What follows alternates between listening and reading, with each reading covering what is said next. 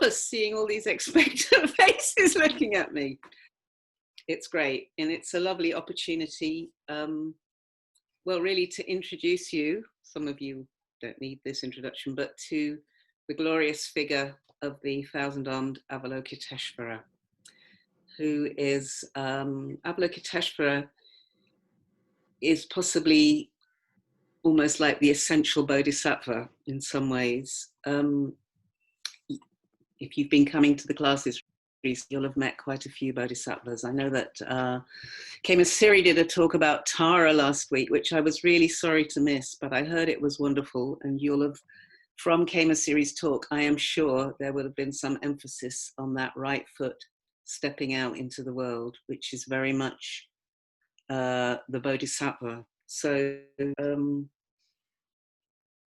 I think we can think, I mean, there's so many different ways people talk about bodhisattvas, but in a way, I think that we can think about the bodhisattva as the active manifestation of the quality of the enlightened mind, qualities of the enlightened mind active in the world. So we have the kind of, in a certain way, we have the kind of Buddhas just representing these in aspects of the enlightened mind, just the kind of state, so that, for example, Amitabha, the Red Buddha, will in some way just represents the presence of love and compassion in the universe, just as a quality, a force. And then we have various bodhisattvas who kind of represent that force as it's channeled into the world, as it acts in the world. So for me, that's often the kind of distinction that I'd make between Buddhas and bodhisattvas. Of activity in the world. And there is this, that at the heart of the Bodhisattva is the Bodhisattva vow, which is the vow to gain enlightenment, to liberate all beings from suffering. So there's this huge vow, this huge commitment that's at the heart of the Bodhisattva. So in a way, perhaps Avalokiteshvara, which starts off being a very difficult name to pronounce and ends up not being, like all these order names as well. Avalokiteshvara is perhaps the most famous bodhisattva.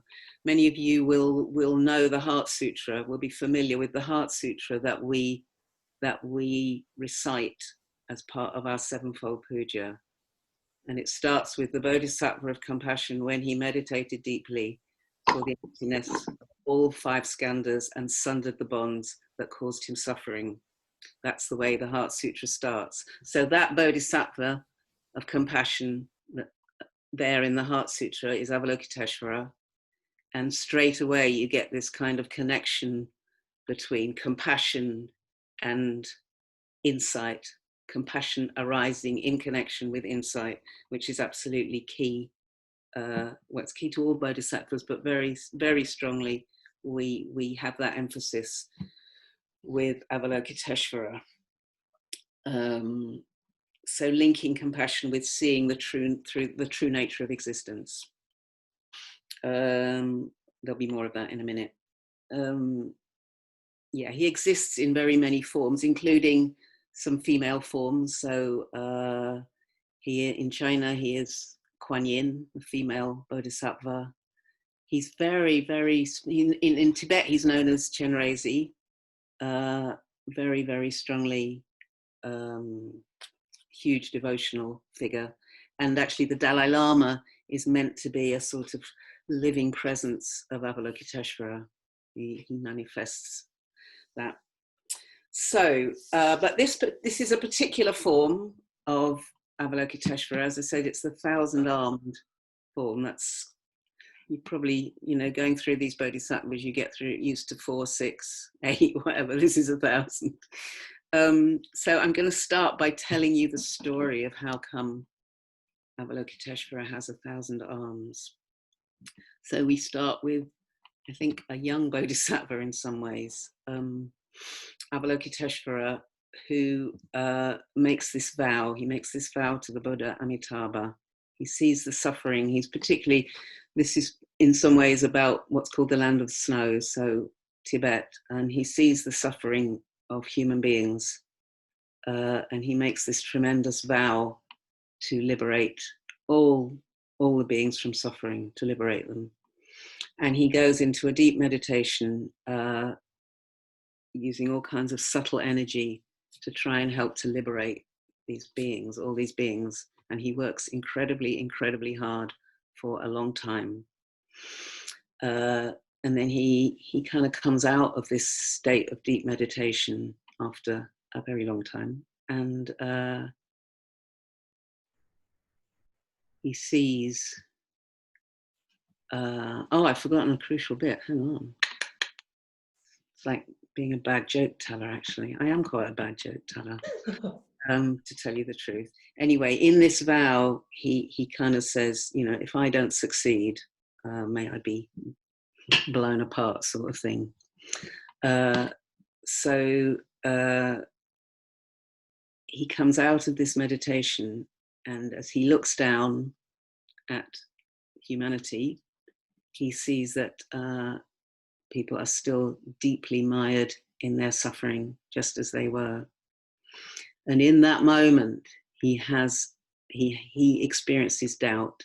He experiences doubt and some despair, you know, that kind of familiar, what's the point sort of feeling. And as that happens, he shatters, you know, because his vow is to keep going. And in that moment, he doubts and he shatters into 1,000 pieces. And one of the pieces screams out in agony. And Amitabha, the Buddha most associated with compassion, hears him. And he kind of puts him together in this different form. So the different form, which I'll show you in a minute, I hope, the different form that he evolves into, or that he's put into, has each part, each of these 1,000 parts that he's shattered into becomes an arm and a hand. And each hand has an eye in it, an eye of compassion. And not only that, but he also has 11 heads, so that he can see in all directions. So I will now show you an image, and then we'll talk a little bit more. Well, I'll talk actually a little bit more about him if I can find. Where's he gone? Is that it? Yes. Oh no, am I doing something wrong? Where is he? Got this. Oh yeah. I've got to get rid of that. You can't see that, can you? Okay, let me try again. I thought I'd got good at this when I did my class. Okay, let me try one more time. Oh no. I practiced this as well.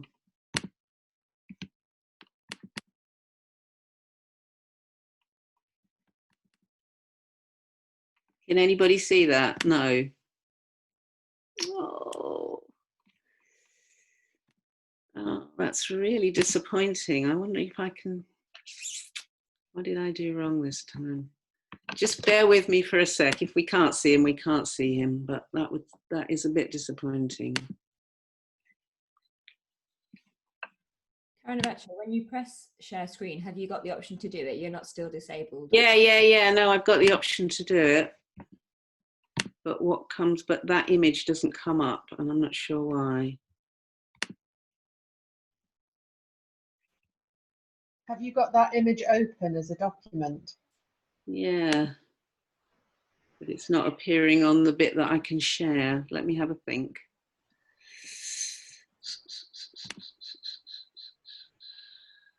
The other thing we could do, Karunavaca, is I've just Googled Avalokiteshvara and lots of images come up.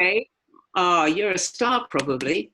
Yeah, I can't get it to come on my share screen, and I don't know why. We can see it now. Can you? Yes. Yeah. I did it. That's great. Okay, here you have the figure of 1,000-armed Avalokiteshvara. So you can see this. This is the picture that I have above my shrine. This big sort of circle of white is all the 1,000 arms, as you can see. Now, I have to say that I have never yet seen an image of Avalokiteshvara that ever kind of really fits with kind of how I feel this figure. This is the least clunky. It's actually slightly kitsch, which I quite like. It's the least kind of clunky because it's slightly less formal than some of them. But when I see this huge circle of arms, or when I kind of think of it or experience it in some way, it speaks to me somehow of the whole thing, of this kind of whole world of all beings, and kind of all these arms just reaching out. It's like some kind of vastness of all the kind of compassion and care in the world. It's this immense force of love that's present in the universe. And actually, if I open out my arms, you know, if I somehow, I don't know, imagine myself into that figure in some ways, in my very, very minute, limited kind of way, I get this sense of kind of just kind of reaching out way beyond myself into something very, very vast and kind of all-encompassing. I've got a quote here from Visantra, who's written that book, Meeting the Buddhas, and quite a lot of other stuff about Buddhas and Bodhisattvas. And he says about this image, it communicates to us at least an inkling of what it would be like to love the world so much that 2 eyes were not enough to weep for its sufferings and 2 arms could not begin to embrace it.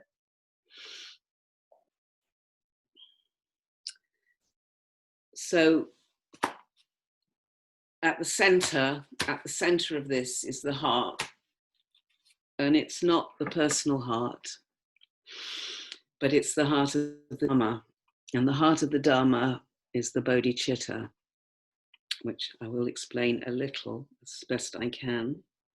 All the time I'm doing this, I'm just aware, you know, I'm this kind of very limited being trying to talk about something that is unlimited, which is boundless. So the bodhicitta is the mobilized wish for the alleviation of the suffering of all beings. It's that wish for the liberation, to completely commit to this liberation of all beings from suffering, the freedom of all beings. And that wish, the bodhicitta, this force, it's not really a wish, it's a force, it's an energy, is it's symbolized by that right at the heart of Avalokiteshvara is this large jewel, which is known as the Chintamani, the wish-fulfilling jewel, which is a symbol for the bodhicitta, for this universal energy for the liberation of all beings. And it kind of radiates, the light from that kind of radiates out. I have a sense of it kind of radiating out from the heart of Avalokiteshvara to all beings. So in a way, not only the Chintamani, the jewel, is the symbol of the bodhicitta, but actually Avalokiteshvara is the symbol of the bodhicitta, which is this incredible force that arises from insight, from the enlightened mind. So, as I mentioned before, in a way, all bodhisattvas are defined by this great vow to gain enlightenment in order to liberate all beings from suffering, which was actually the Buddha's motivation. When the Buddha set out on his quest, his motivation was to liberate humanity from suffering. So what we're talking about is what we could describe as the ultimate transcendental bodhicitta, which Avalokiteshvara symbolizes. I've also got it here described as an upswelling of compassion, which is provoked by the realization of the true nature of phenomena. So this ultimate kind of limitless combination of wisdom and compassion. It's a kind of synthesis where all distinctions between self and other are gone, and the compassion that arises from that insight. And it's not a thought, it's not an understanding, it's a complete, total experience. So as I understand it, it's like the breakdown of that barrier between self and other, that distinction between subject and object, which we find so difficult to conceive of, and yet can believe in its possibility, I hope.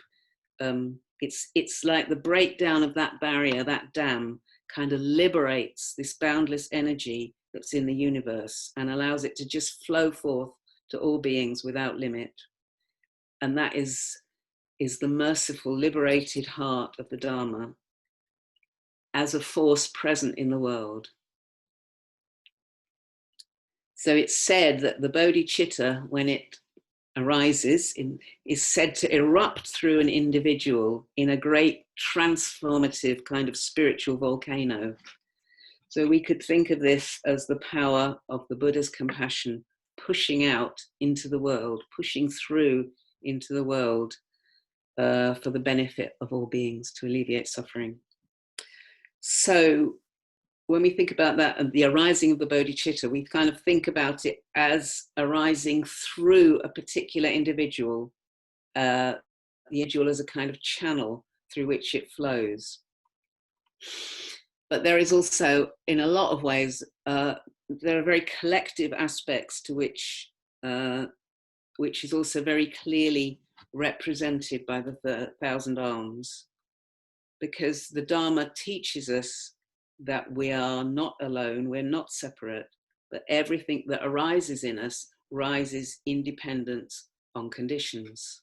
So nothing is separate. So the arising doesn't kind of arise through an individual somehow separately from everyone else or everything else.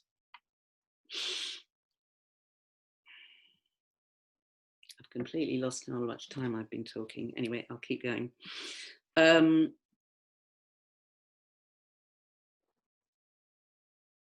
So in a way, there are two very, there's so much symbolism in this figure, but in a way there are two, I kind of take two sort of messages particularly from it.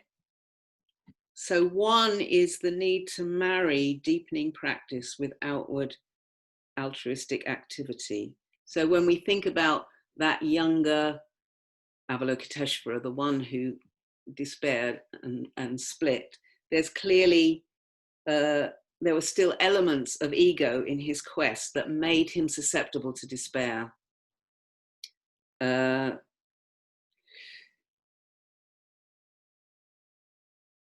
doesn't need me to tell you that the world is in a very terrible state at the moment. You know, we're facing things we've never faced before.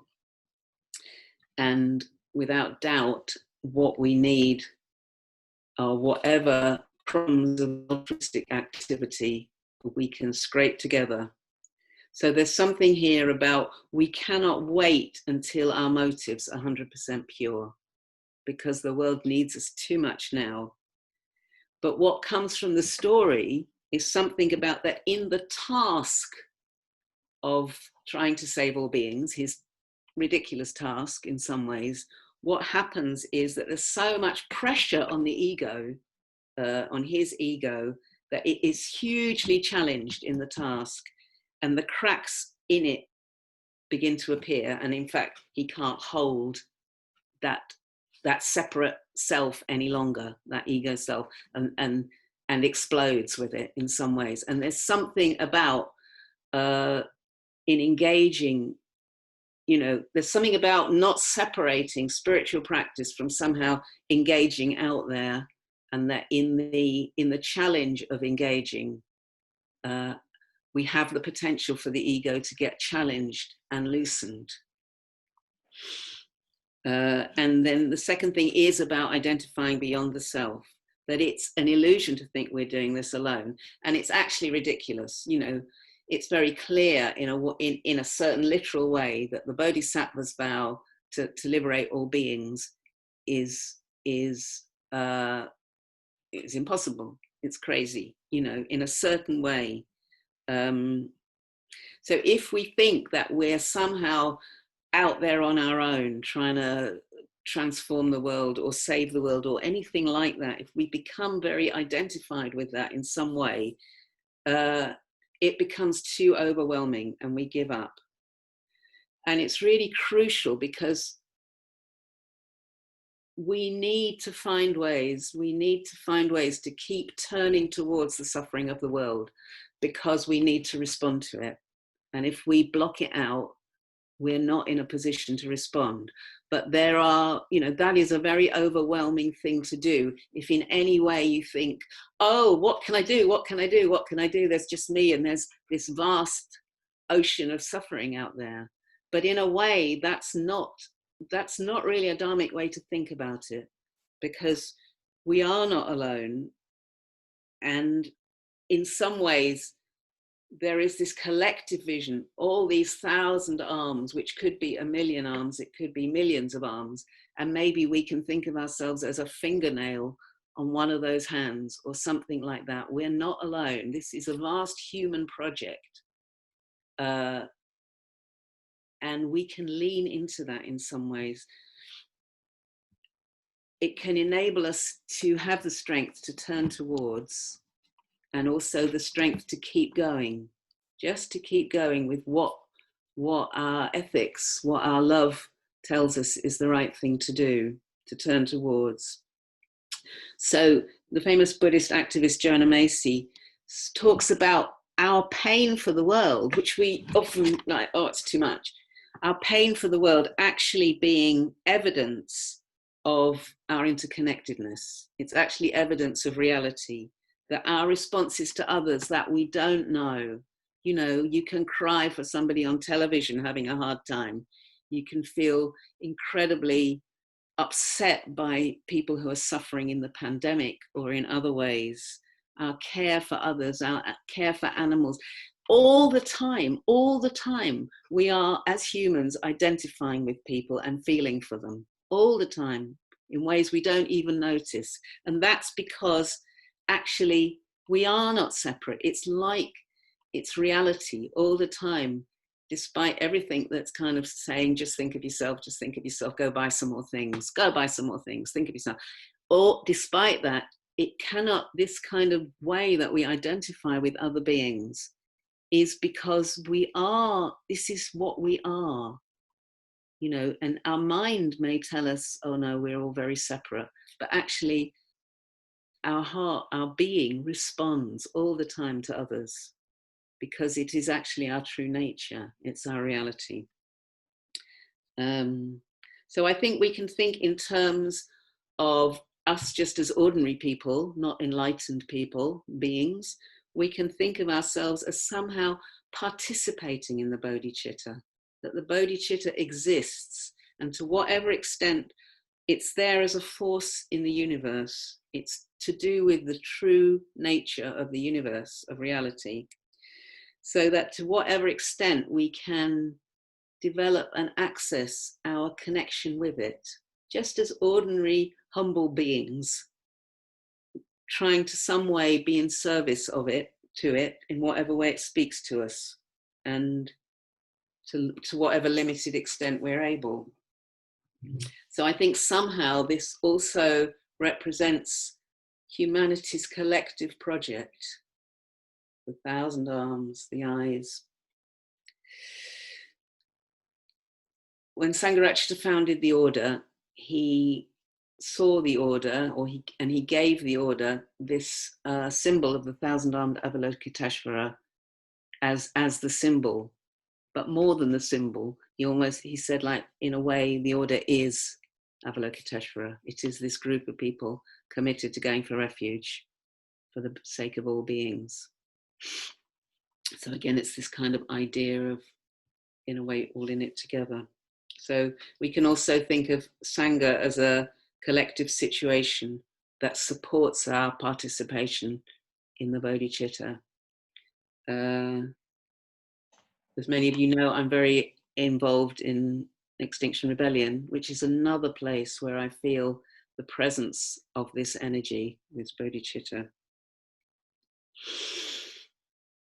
And for me, connection with this figure does kind of keep reminding me of the vastness,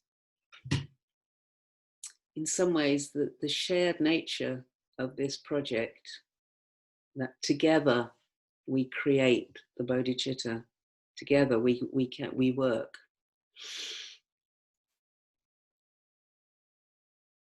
And I think it definitely does help me to keep going with things.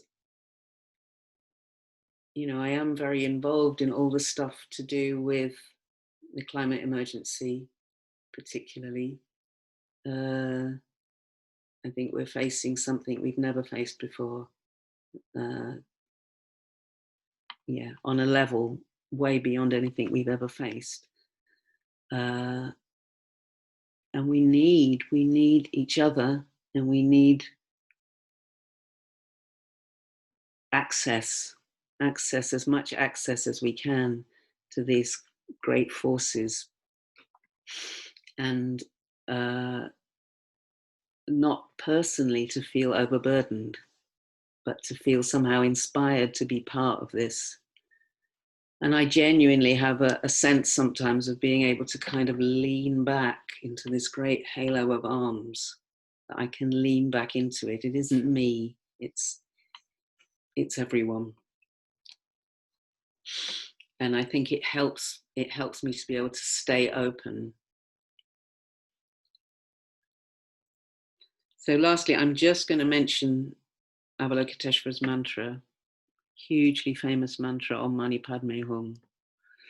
If about 20 years ago, I did a little bit of trekking in the Himalayas, and for those of you who've been, you'll remember there are these little villages, and as you walk into the village and walk out, on either side of these walls made of stones, and every single stone has Om Mani Padme Hum written on it. You just walk between these walls of Om Mani Padme Hum as you enter these little stone villages. So it's one of the few mantras that has some meaning attached to it. So it's said to mean Mani is stone or jewel, Padme is lotus. So it's that famous thing of the jewel in the lotus. The lotus represents human potential, our potential to open. In the heart of the lotus sits that jewel, the Chintamani, the bodhicitta. It is our potential. And there is this kind of movement of the opening, the unfolding of potential, revealing the bodhicitta, the jewel. So there's just this movement outward, ever outward from this heart of the Dharma to touch, to reach out to every living being.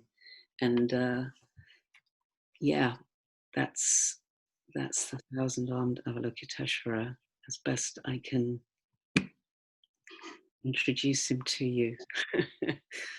So I haven't set any questions. I just thought, well, there's the image, and I'm just interested for you to talk about what you make of all this, really.